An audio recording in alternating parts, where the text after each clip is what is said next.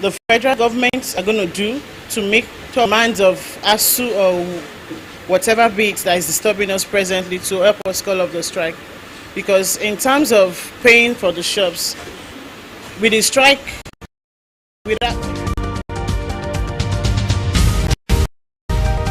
rent, not looking at it that we've not been in sales all the while. So right now, anytime the school comes in back, given the fact that some months has gone by without us making much activities as we used to, they are still going to ask for their rent. So we ask the Emos Affair to help us meet up with the demands of Asuu and help us call off the strike as soon as possible. Since the time they started the strike, it affects us. But the only thing I can say that we have to still beg government to stop this strike in time. Because before, like we are making one naira, even the cut of the money, we can't make it. We can't make it. And now, from that place now, we have to fish children feed our many things. I would like to fellow students at home that they should see this medium as an opportunity, and they should create a platform for not only themselves. They should see this as a platform on their futures too. Like they need to plan and use this opportunity for them to get a skill and for them to be well equipped, not for the present but also for the future. And once again, I would like to thank K-Swags, that's my book, because since I've started learning this skill, it has impacted my life in real financially, even mentally. I know I can do anything I want to do. So not just stay home and feel like I need, although education is very important, but as it is in this country, you need something to hold on to, something to, and that you have to acquire a skill. And I would like other students to use mine as a very good example and not only get a skill, make sure they're doing the right thing. It's very important. Thank you very much.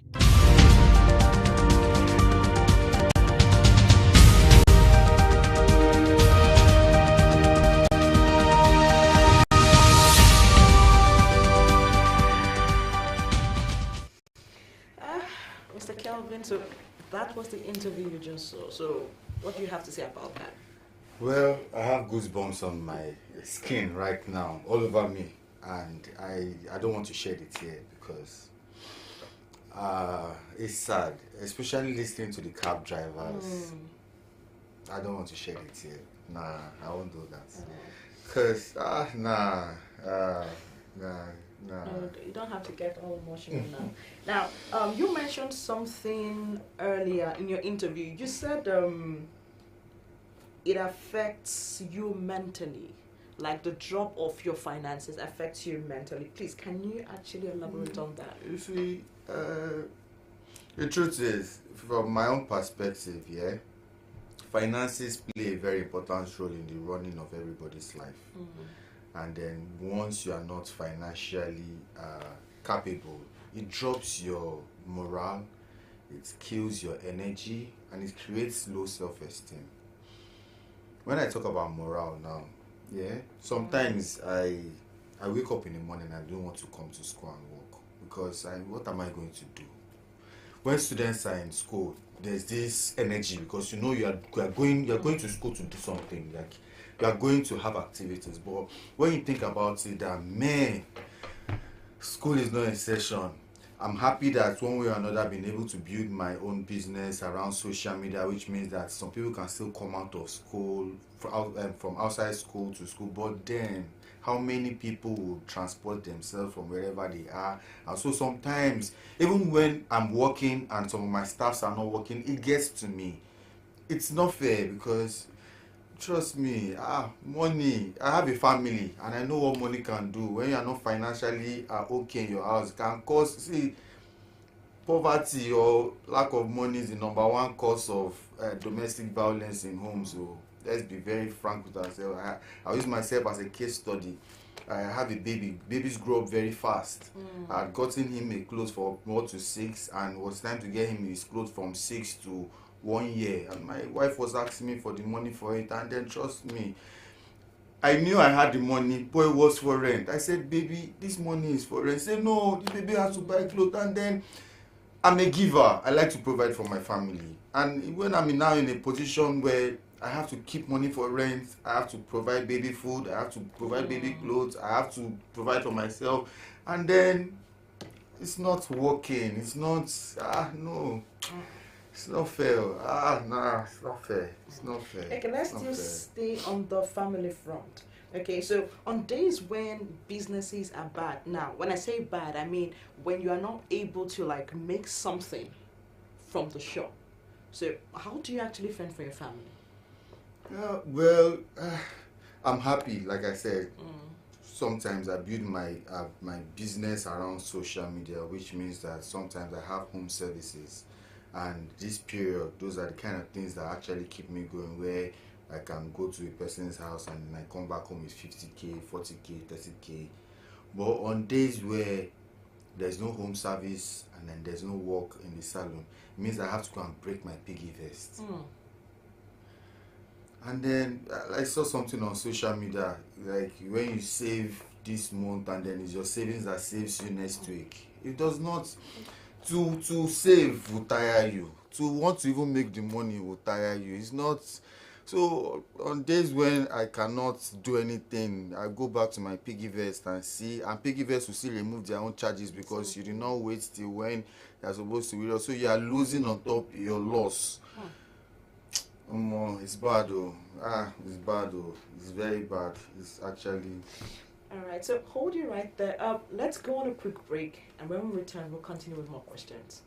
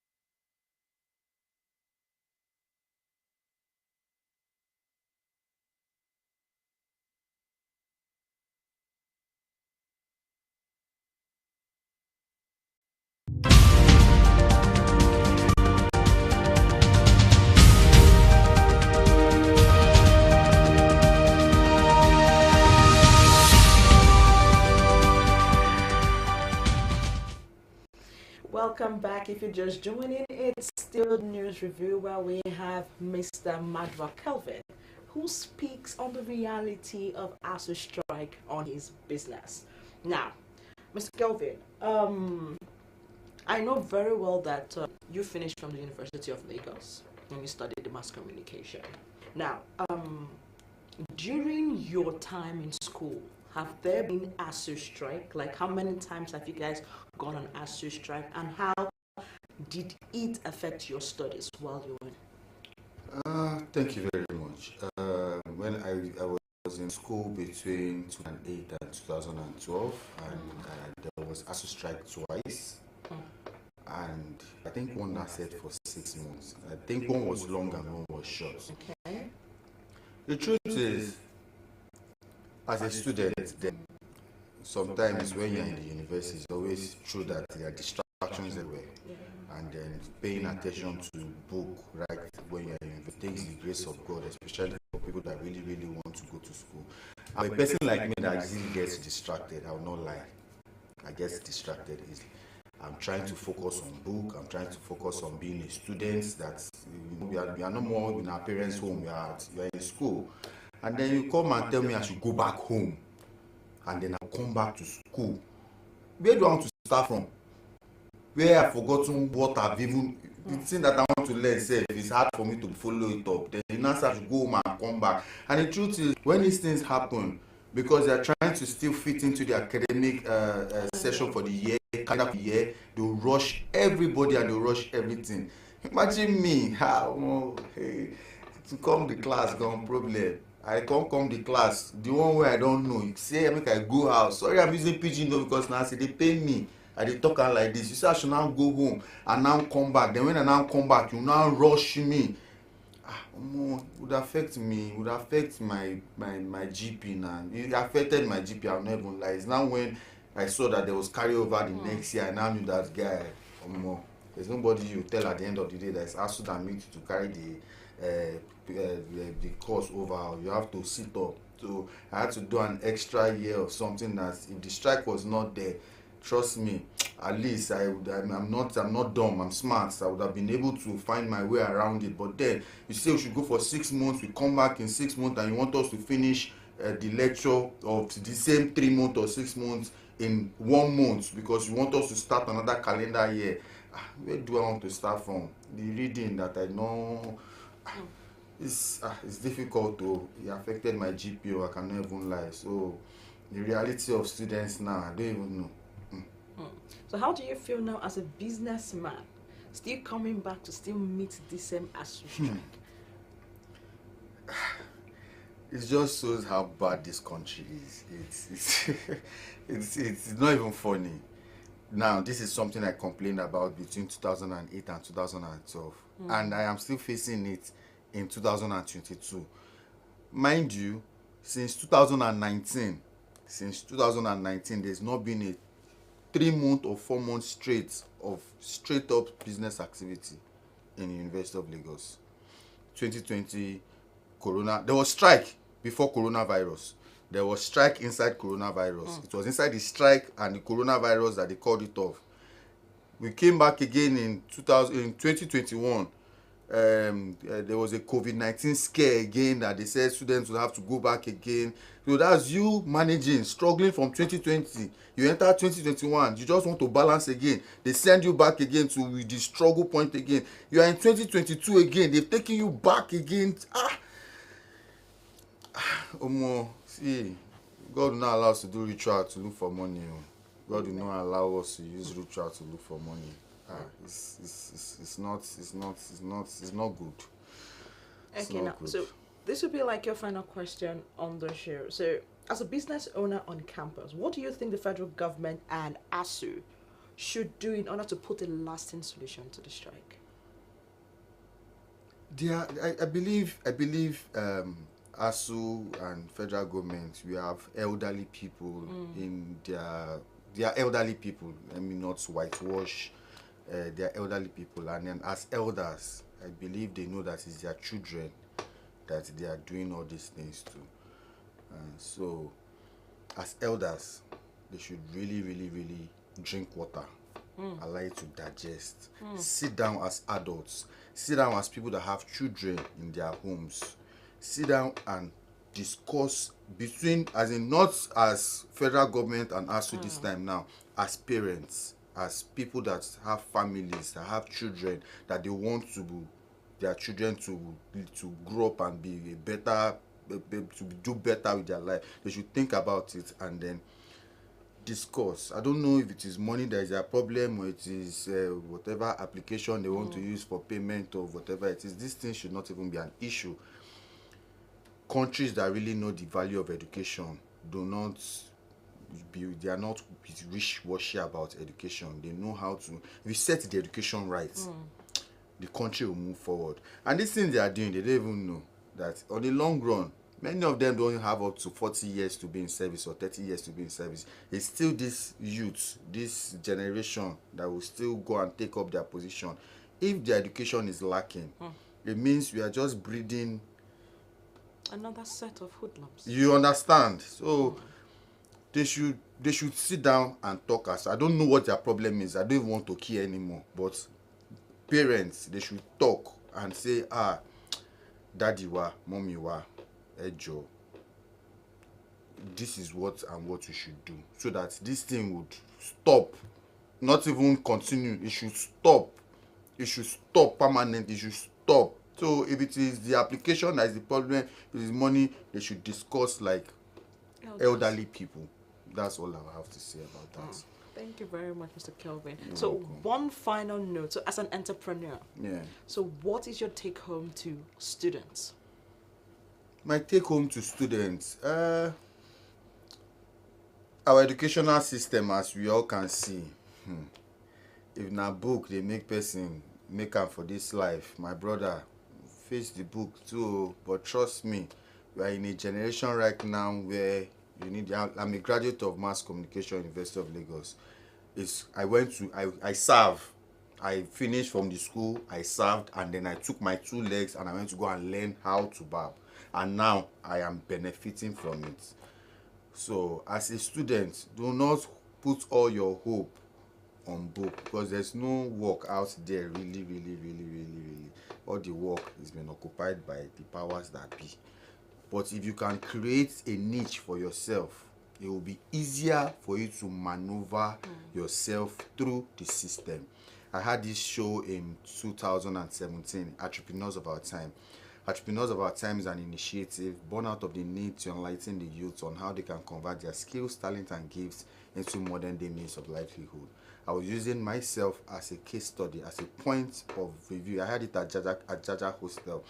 I was using me as a point of reckoning for students. See me, I finished school in 2013. I served in 2014. In 2015, I was already learning how to barb.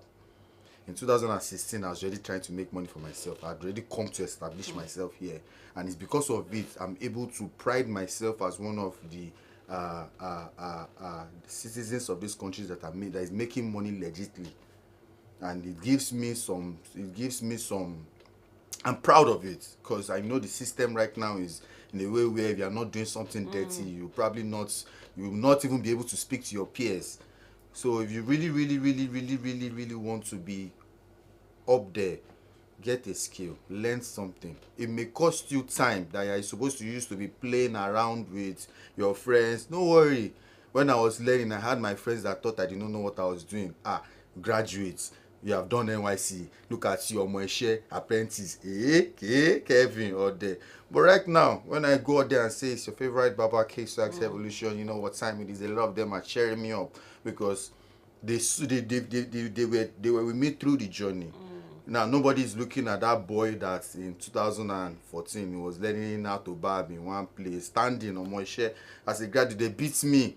They treat me rough. But me, I knew what I was there for, and now I'm proud of who I am and the man that I've become. So, youth, students, general public, if you do not have anything that you are doing for yourself that is like skill acquisition, my brother, my sister, there's no late comer.